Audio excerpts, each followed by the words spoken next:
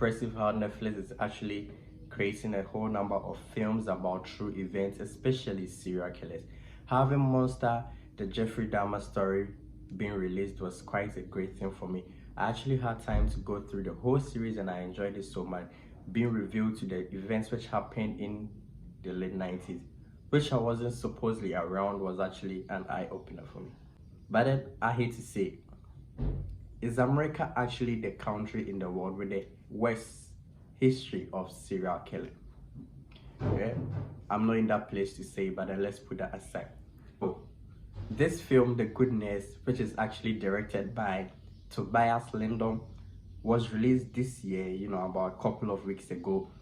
It's actually a great film, follows into the true story of Charles Cullen, a nurse who has allegedly killed about 400 patients in all the different hospitals he's worked in throughout his 16-year career as a nurse.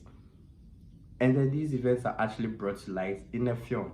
It was actually a great thing, having actors like Eddie Redmayne and Jessica Chastain, both Academy Award winners, was actually a great thing. One thing I want to talk about before I go into the movie details is this. I actually like how all these movies are coming out to actually serve as an eye-opener to these events many of us didn't actually witness. And even if we witness the truth and then the hidden things which are being left behind, just to get a gist of it, will actually help us embrace ourselves in the current world we live in. So, Eddie Redmayne actually plays the role of Charles Cullen, and then Jessica Chastain plays the role of Amy Loughren. There were two nurses. Amy usually worked in a different hospital, Charles worked in a different one. But then Charles had actually, taken the life of some patients in the previous hospital he worked in, which wasn't actually known to nobody. So Amy, along the line of her work, actually suffered a heart condition. And then, to her surprise, she was actually informed of getting a partner who has been transferred from a different hospital to come based on his good recommendation. So it was actually a breakthrough for her, because of her condition, having someone to come help her around was actually a great deal. Now Charles comes in and then, this incident actually begins to happen.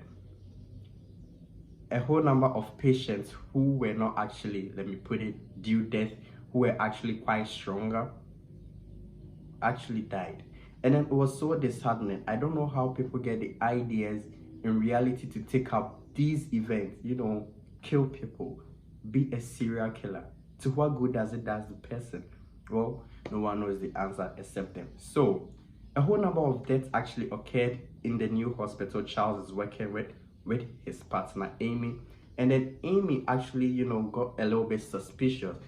The other workers there got suspicious, but then no one actually put a claim to it until these deaths became consistent, and then the police came. So there was actually an investigation team set in, and then Amy, out of her suspicion, actually realized that these things are supposed to be made known, and then through her generous and patriotic act, it was brought to light. So Charlie was actually arrested in 2003, and then he pled guilty to the deaths of 29 patients. Supposedly he's supposedly to have killed about 400 patients, no one knows, but then he pled guilty to 29. And this 29, he's serving 80 life sentences. Well, he quite deserves it, kind of taking 29 lives alone. It was so, disheartening. And then he did so just to avoid the death penalty. I don't know why you take someone's life, but then you're afraid of death yourself. And one thing I also love about the film is the character, building in the movie. We actually have so much centeredness on the character of Amy, her life as a mother and her life as a nurse, battling with this heart disease and condition, trying to make sure she actually does the best for herself and her kid. Was so, beautiful. Having this character build up was actually an amazing thing, and then whichever relationships which were clearer there were made so much clearer in the film as well. Yeah, so The Goodness is out on Netflix, and then you can check it out for yourself. If you haven't seen the movie, do make sure to do that. And then do make sure to leave a like, subscribe if you haven't, and also do leave a comment in the comment section. Let me know your general thoughts and impressions about the film as well. So currently, Amy actually had her heart surgery, and then she lives with her daughter and then grandchildren. Yeah, so you can check it out for yourself. And that's that. Till another time.